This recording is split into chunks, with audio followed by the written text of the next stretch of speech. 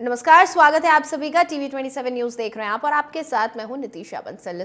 इस खास बुलेटिन में बात करेंगे देश भर से जुड़ी अहम खबरों की। सबसे पहले शुरुआत करेंगे लखनऊ से आ रही एक बड़ी खबर के साथ। यूपी के सीएम योगी आदित्यनाथ से जुड़ी हुई ये बड़ी खबर आपको बता दें, यूपी के सीएम योगी आदित्यनाथ को बम से उड़ाने की धमकी दी गई है। महानगर थाने में मुकदमा दर्ज कर लिया गया है। इस मामले पर सीयूजी नंबर पर धमकी भरा एक कॉल आया था। बड़ी खबर बता रहे हैं इस वक्त की लखनऊ से, जहां पर सीएम योगी आदित्यनाथ को बम से उड़ा देने की धमकी मिली है। सीयूजी नंबर पर कॉल करके ये धमकी दी गई है। इस मामले की जानकारी पुलिस को भी दे दी गई है।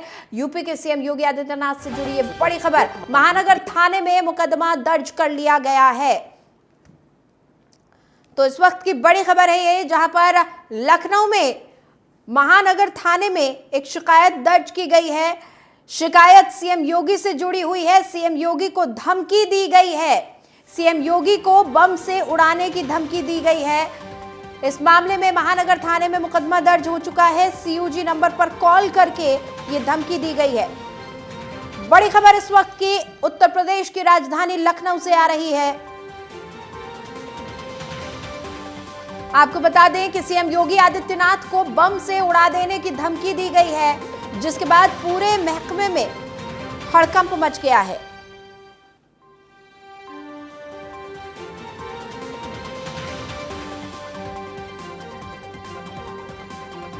सीयूजी नंबर पर यह धमकी भरा कॉल आया है। आपको बता दें कि इस मामले पर महानगर थाने में मुकदमा भी दर्ज कर लिया गया है और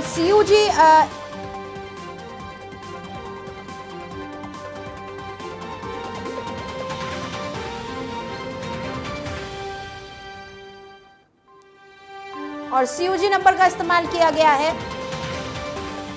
इस धमकी को देने के लिए। मेरे सहयोगी अभिषेक मनी त्रिपाठी फोन लाइन पर जुड़ चुके हैं, उनसे बातचीत करेंगे। अभिषेक, क्या कुछ है ये पूरा मामला, किस तरह से किसने ये धमकी दी है, क्या जानकारी मिल पा रही है? जी बिल्कुल, देखिए आपसे बताना चाहेंगे, ये 2 तारीख के करीब रात में 10 बजे का मामला है। जिस मुख्य आरक्षी हेड कांस्टेबल उधम सिंह ने जो है फोन उठाया था, जो कि सुरक्षा निदेशालय में तैनात हैं। सीयूजी नंबर 945440 2552 पर 8889991916 नंबर से कॉल आई, जिसमें सीधे उसने ये बोला कि अब मुख्यमंत्री योगी आदित्यनाथ को बम से उड़ाया जाएगा। जिसके बाद से उधम सिंह द्वारा पूछा गया कि आप कौन है, उसके बाद फोन काट दिया गया। तो बस इतनी ही मामले में करीब 4 या 5 सेकंड की बात हुई होगी। उसके बाद से जो जिसने कॉल किया था उसने फोन कट कर दिया, जिसके बाद से मुख्य आरक्षी जो उधम सिंह है उन्होंने तत्काल जो है महानगर थाने में जो है मुकदमा दर्ज कराया और पुलिस जो है लगातार इसमें छानबीन कर रही है कि आखिर कॉल किसने की थी। उसका नंबर हालांकि उनके पास मौजूद है और जो सीयूजी नंबर पे कॉल की गई थी वो दोनों नंबरों को मैच करके निकाला जा रहा है कि आखिर कॉल कहां से आई थी। तो तत्काल पूरी टीमें लगी हुई हैं। अब जो भी कुछ सामने होगा, किसने फोन किया था, वो आगे सुरक्षित अभिषेक, किस वक्त का ये मामला है, कब ये कॉल आई, कितना समय इस कॉल को हो चुका है, पुलिस से क्या जानकारी मिल पा रही है? जी देखिए, ये 2 तारीख की रात में 10 बजे फोन आया था और सुरक्षा निदेशालय में तैनात हेड कांस्टेबल जो थे उधम सिंह, उन्होंने ये फोन उठाया था, जिसके बाद से उसने धमकी दी है। और 2 तारीख के बाद से कल इस मामले के जो है मुकदमा दर्ज कराया गया और आज इस बात की जो है मीडिया तक जानकारी पहुंची है। उसके बाद से लेकिन कल से ही लगातार जो है पुलिस जो है इस पर कार्रवाई कर रही है और इस पर पता लगाने की कोशिश की जा रही है कि आखिर कौन है, उसको जल्द से जल्द पकड़ा जाए। जी अभिषेक, क्या इस फोन कॉल के बाद कोई एहतियाती कदम उठाए गए हैं? सीएम के कार्यक्रम भी लगे हुए हैं लगातार। जी बिल्कुल, देखिए सुरक्षा की दृष्टि से मुख्यमंत्री की अपनी खुद एक सुरक्षा टीम है, उस पर काम हो रहा है। हालांकि इस तरह की धमकी आने के बाद सुरक्षा और टाइट कर दी जाती है और लगातार भी जांच किया जा रहा है कि आखिर किसने कॉल किया था। अक्सर ऐसे जो है जो धमकी आते रहते हैं सीएम के खिलाफ, तो उस पर तमाम कार्रवाई की जाती है। तमाम अभियुक्त पकड़े भी गए हैं पहले भी और जल्द इनको भी पकड़ेगा जिसने भी कॉल किया था। अब आगे देखने वाली बात होगी किसने हरकत की है। जी बिल्कुल अभिषेक, क्या जानकारी मिल पा रही है? क्या किसी तरह के राजनीतिक बयान भी इसके बाद सामने आए हैं? जी बिल्कुल, देखिए मैंने आपको बताया 2 तारीख की रात की घटना है। कल जो है इस पर तहरीर दी गई है महानगर थाने में। उसके बाद से आज जो है पब्लिकली ये पता चला है कि ऐसी कोई घटना सामने आई है कि मुख्यमंत्री योगी आदित्यनाथ को जान से मारने की धमकी दी गई है। अब जो भी कुछ होगा वो आज, जो भी मामले की चीजें सामने आएंगी वो आज के दिन सामने आएंगी। तो अब आगे देखने वाली बात होगी जांच में क्या कुछ निकल के आता है।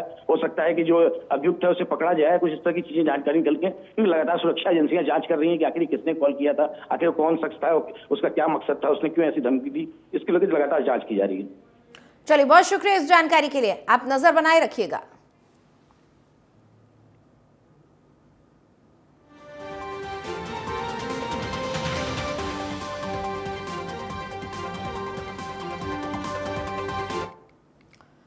और आगे बढ़ते हुए बात करेंगे अगली बड़ी खबर की। 5 राज्यों के दौरे पर रहने वाले हैं प्रधानमंत्री नरेंद्र मोदी और आज से 6 मार्च तक पीएम दौरे पर रहेंगे। करोड़ों के विकास कार्यों की सौगात देंगे पीएम। तेलंगाना, तमिलनाडु और ओडिशा दौरा करेंगे प्रधानमंत्री नरेंद्र मोदी।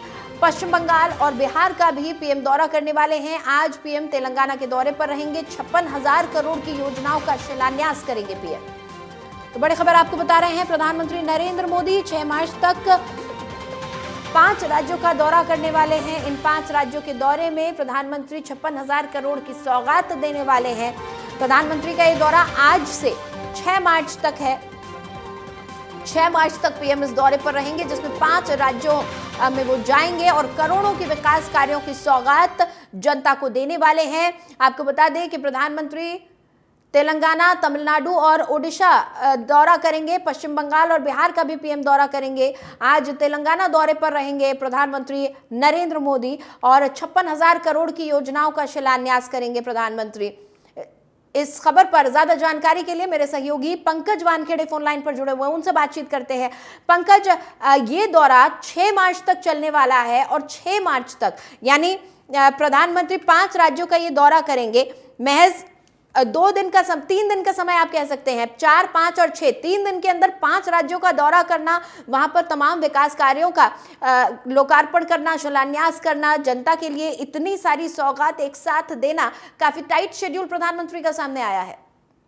बिल्कुल, बेशक नितिशा, देखिए प्रधानमंत्री मोदी 4 से लेकर 6 मार्च तक 5 राज्यों का दौरा करेंगे। उसमें तेलंगाना, तमिलनाडु, उड़ीसा, पश्चिम बंगाल, बिहार और इसके अलावा प्रधानमंत्री मोदी तेलंगाना के अलीदाबाद में 56,000 करोड़ रुपए से अधिक की परियोजना का उद्घाटन, लोकार्पण और शिलान्यास करेंगे। अलीदाबाद में शुरू की जा रही परियोजना के माध्यम से बिजली क्षेत्र में जबरदस्त बढ़ावा मिलेगा। इस बात का अंदेशा केंद्र सरकार की तरफ से किया गया है। इसके अलावा प्रधानमंत्री मोदी तेलंगाना के संगारेड्डी में भी 6,800 करोड़ से अधिक की विकास परियोजना का उद्घाटन और शिलान्यास करेंगे। संगारेड्डी से शुरू की गई परियोजनाओं के सड़क, रेल, पेट्रोलियम और प्राकृतिक गैस जैसे कई प्रमुख क्षेत्र शामिल है, जिसपे प्रधानमंत्री मोदी आज उसका शिलान्यास करेंगे। उसके बाद प्रधानमंत्री मोदी हैदराबाद के लिए रवाना होंगे, जहां पे जो नागरिक उड्डयन अनुसंधान संगठन है उसको राष्ट्र को समर्पित करेंगे। और इस मौके पर केंद्रीय उड्डयन मंत्री ज्योतिरादित्य सिंधिया मौजूद रहेंगे। तमिलनाडु में ही जो कार्यक्रम है, स्वदेशी प्रोटोटाइप फास्ट फीडर रिएक्टर, उसकी शुरुआत प्रधानमंत्री मोदी आज करेंगे। और इसके अलावा अगर देखा जाए, भारत के परमाणु ऊर्जा कार्यक्रम में एक ऐतिहासिक उपलब्धि साबित होगा, उसके लिए कार्यक्रम। उसके अलावा प्रधानमंत्री मोदी कल उड़ीसा में मौजूद रहेंगे। उड़ीसा में 19,600 करोड़ रुपए की से अधिक विकास परियोजना का उद्घाटन, लोकार्पण करेंगे। प्रधानमंत्री मोदी 6 मार्च को कोलकाता में रहेंगे, जहां पे 15,400 करोड़ रुपए की परियोजनाओं का उद्घाटन करेंगे। और उसके अलावा प्रधानमंत्री मोदी बिहार के बेतिया भी जाएंगे। जी बिल्कुल पंकज, ये जो दौरा हम देख रहे हैं चुनावों से ठीक पहले हो रहा है। चुनावों की तारीखों का अब ऐलान होने वाला है और उससे ठीक पहले ऐसे राज्यों का दौरा प्रधानमंत्री कर रहे हैं, ऐसे राज्यों में सौगात दे रहे हैं जहां पर पिछले चुनावों में बीजेपी का प्रदर्शन कुछ खास नहीं रहा था, उतना उम्दा नहीं रहा था। तो कहीं ना कहीं इसे देखा जा सकता है चुनावी मोड में नजर आ रहे हैं प्रधानमंत्री। बिल्कुल, बेशक नितिशा, देखिए अगर देखा जाए, पिछले 3 दिनों से प्रधानमंत्री मोदी 1 मार्च को बंगाल गए, फिर 2 मार्च को बंगाल गए प्रधानमंत्री मोदी, और 2 तारीख को ही शाम को प्रधानमंत्री मोदी बिहार का दौरा करते हैं। और उसी दिन 1 तारीख को प्रधानमंत्री मोदी सवेरे झारखंड जाते हैं। तो कहीं ना कहीं प्रधानमंत्री लगातार उन तमाम राज्यों का दौरा कर रहे हैं जहां पे भारतीय जनता पार्टी कमजोर रही हो या मजबूत नहीं हो, तो वहां पे लगातार प्रधानमंत्री मोदी दौरा कर रहे हैं और पार्टी को मजबूत कर रहे हैं और कोशिश कर रहे हैं कि वहां से बेहतर नतीजे भारतीय जनता पार्टी के लिए आए। और सबसे महत्वपूर्ण ये भी है कि जो आज कल परसों दौरा, उसमें से 4 राज्य जो महत्वपूर्ण 4 राज्य हैं, वो नॉन हिंदी बेल्ट है, जहाँ पे बीजेपी लगातार प्रयास कर रही है कि क्योंकि जहाँ भी उत्तर भारत हो या हिंदी बेल्ट हो वहाँ बीजेपी का अच्छा परफॉर्मेंस रहा है, लेकिन जहाँ हिंदी बेल्ट नहीं है वहाँ बीजेपी परफॉर्मेंस अच्छा नहीं कर पाई। इसलिए प्रयास लगातार है कि वहाँ पे अच्छा परफॉर्मेंस किया जाए, इसलिए प्रधानमंत्री मोदी लगातार दौरा करते नजर आ रहे हैं। चलिए, बहुत शुक्रिया पंकज इस जानकारी के लिए आपका। चलिए आगे बढ़ते हुए अब बात दिल्ली सरकार की कर लेते हैं। आज दिल्ली सरकार का बजट आने वाला है। वित्त मंत्री अतिशी बजट पेश करेंगी। आप सरकार आज अपना 10वां बजट पेश कर रही है। बजट में राम राज्य का कॉन्सेप्ट दिख सकता है। सूत्रों के हवाले से खबर आ रही है कि इस बजट में समाज के हर वर्ग के लिए कुछ न कुछ सौगात होगी। राम राज्य इस थीम पर यह बजट तैयार किया गया है। तो बड़ी खबर इस वक्त की हम आपको बता रहे हैं। दिल्ली सरकार का आज बजट आने वाला है। वित्त मंत्री अतिशी बजट पेश करेंगी और आप सरकार अपना 10वां बजट आज पेश कर रही है। वित्त मंत्री अतिशी आज दिल्ली सरकार की तरफ से ये बजट पेश करेंगी, वित्त मंत्रालय की तरफ से ये बजट पेश करेंगी जो कि दिल्ली की जनता के लिए है। सूत्रों के हवाले से खबर है कि राम राज्य की झलक इस बजट में दिख सकती है। इस बजट की थीम भी राम राज्य रखी गई है और समाज के हर वर्ग को इस बजट के जरिए छूने की कोशिश की जाएगी। और ज्यादा जानकारी के साथ मेरी सहयोगी आयुषी मिश्रा फोन लाइन पर जुड़ी हुई हैं, उनसे हम बातचीत कर लेते हैं। आयुषी, आज 10वां बजट लेकर आ रहे हैं आम आदमी पार्टी सरकार अपना। अतिशी आज जब बजट पेश करेंगी, बताया जा रहा है कि राम राज्य की इसमें झलक मिल सकती है। राम राज्य इस बजट की थीम रखी गई है। और क्या कुछ जानकारी मिल पा रही है, किन चीजों का समावेश हो सकता है इस बजट में?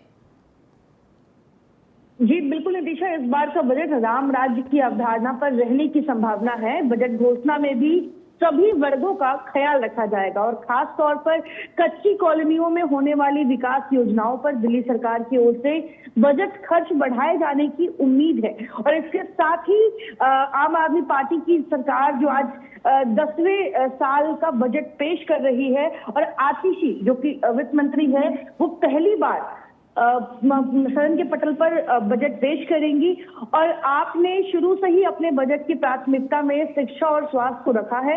ये माना जा रहा है कि इस बार भी इन दोनों ही क्षेत्रों में सरकार अपने बजट का मुख्य हिस्सा खर्च करेगी। तो साफ तौर पे देखा जा सकता है जिस तरीके से आम आदमी पार्टी लगातार शिक्षा की बात करती है, स्वास्थ्य की बात करती है और कहीं ना कहीं लोकसभा चुनाव के ठीक 11 महीने बाद फिर से दिल्ली में विधानसभा चुनाव है, तो काफी चीजों को मद्देनजर रखते हुए इस बार दिल्ली सरकार बजट पेश करेंगी। और इसके साथ ही आपको बता दें कि दिल्ली में इस साल अगले साल तक बढ़ने वाली संख्या में इलेक्ट्रॉनिक बसों को सड़कों पर उतारे जाने की भी योजना है। यानी कि पूरी कोशिश है कि 2023-24 की अगर बात करें तो उस बजट में शिक्षा पर सबसे अधिक 16,575 करोड़ रुपए और स्वास्थ्य पर 9,742 करोड़ का प्राविधान किया गया था। पिछली बार परिवहन पर 9,337 करोड़ तथा शहरी विकास पर 8,239 करोड़ का प्राविधान किया गया था। तो लगभग इस बार भी पूरी उम्मीद जताई जा रही है, चाहे वो इलेक्ट्रॉनिक वाहनों को सड़कों पर उतारना हो, शिक्षा के क्षेत्र में, स्वास्थ्य के क्षेत्र में और जो कच्ची कॉलोनियां हैं उन तमाम क्षेत्रों में। और पूरी उम्मीद जताई जा रही है कि इस बार भी दिल्ली सरकार आम जनता से जुड़े मुद्दों पर ही बजट पेश करेगी।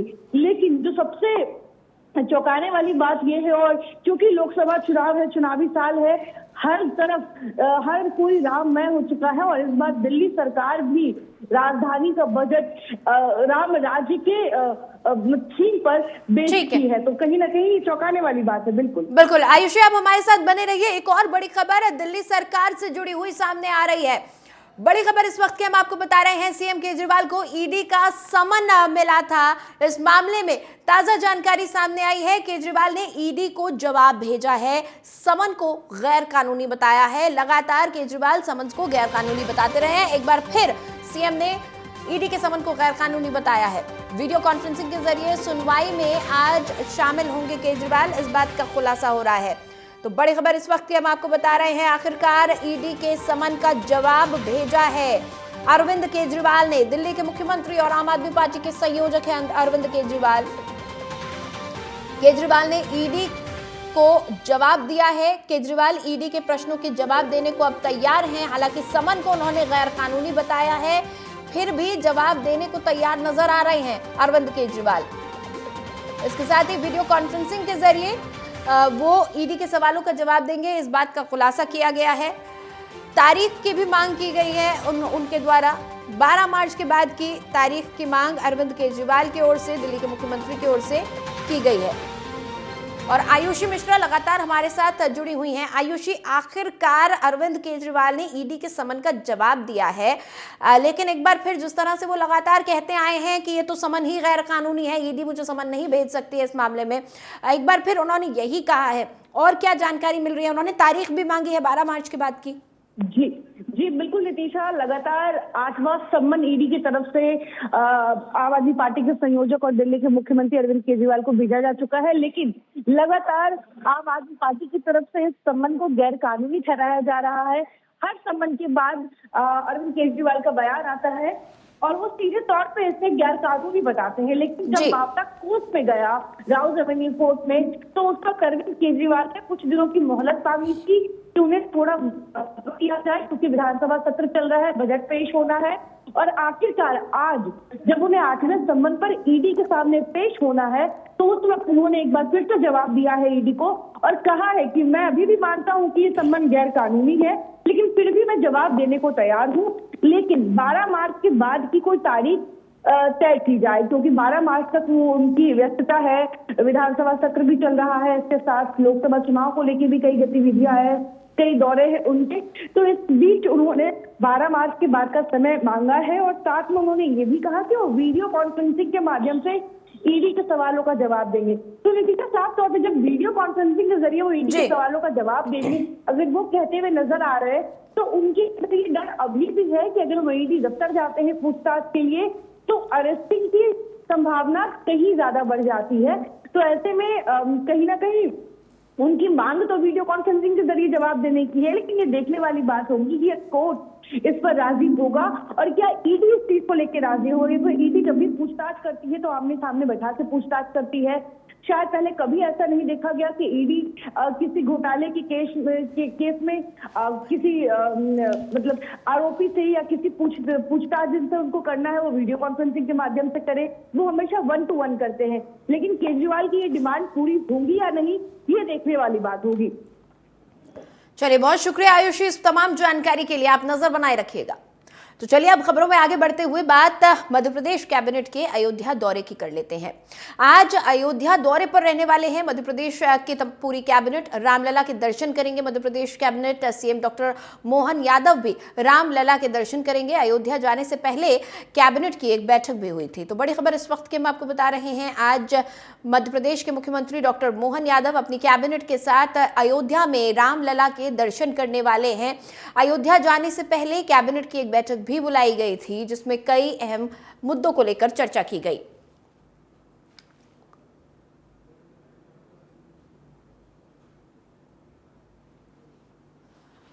और इस खबर पर ज्यादा जानकारी के साथ भोपाल से मेरे सहयोगी नीरज श्रीवास्तव जुड़ चुके हैं, उनसे बातचीत करेंगे।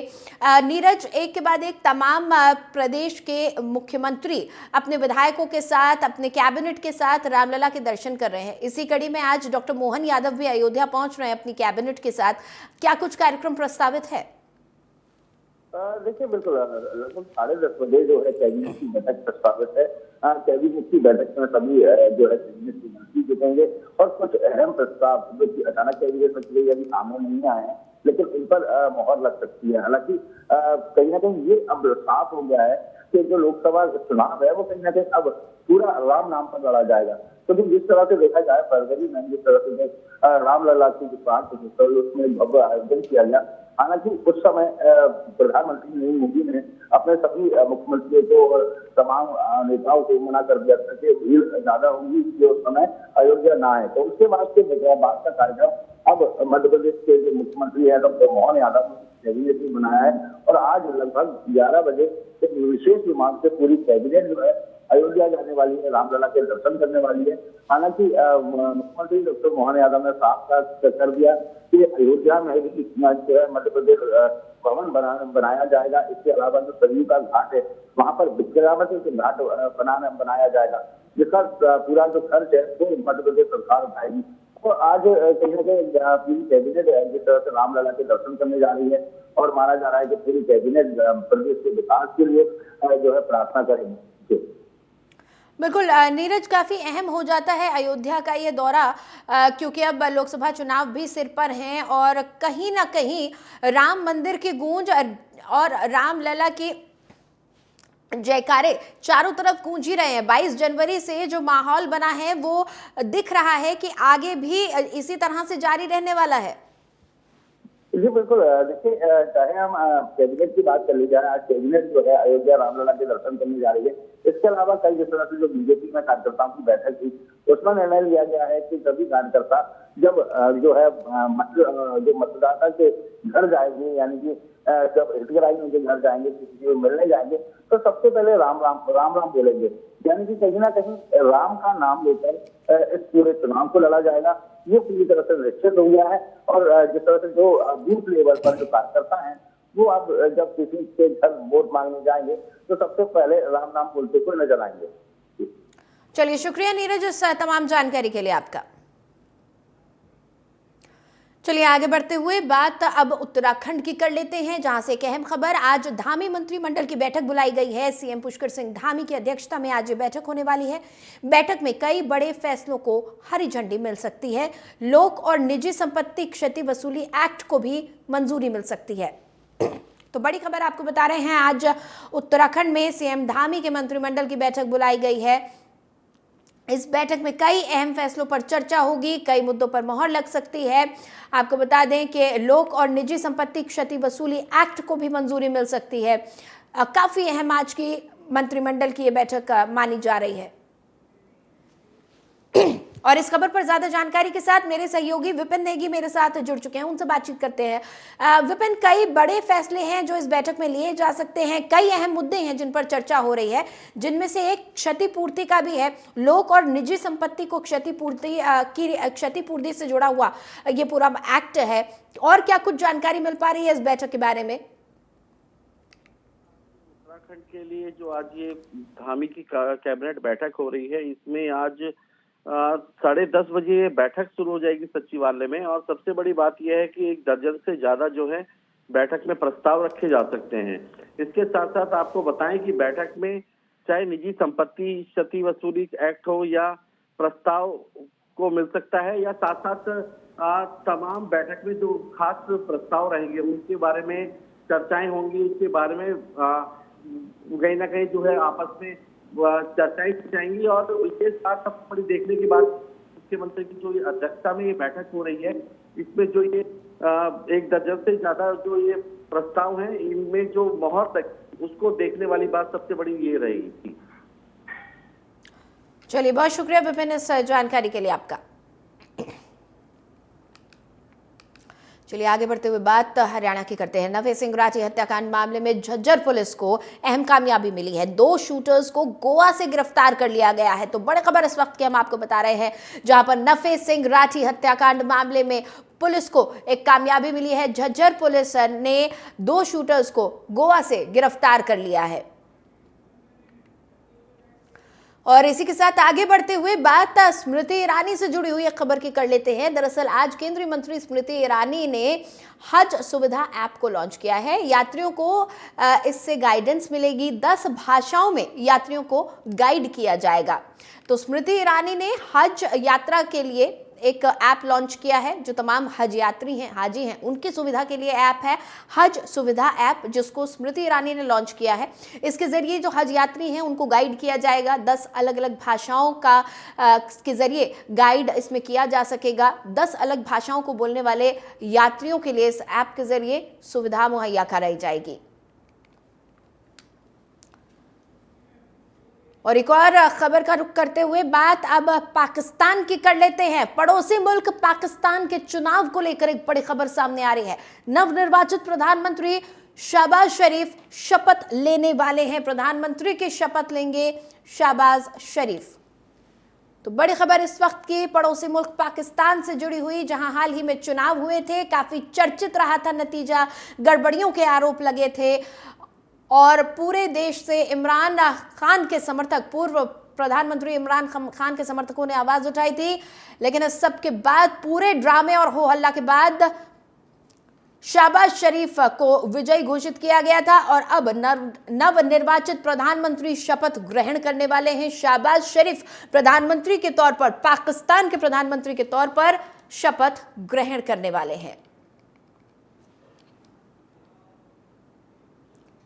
और फिलहाल इसी खबर के साथ मुझे दें इजाजत, लेकिन आप बने रहें TV27 न्यूज के साथ।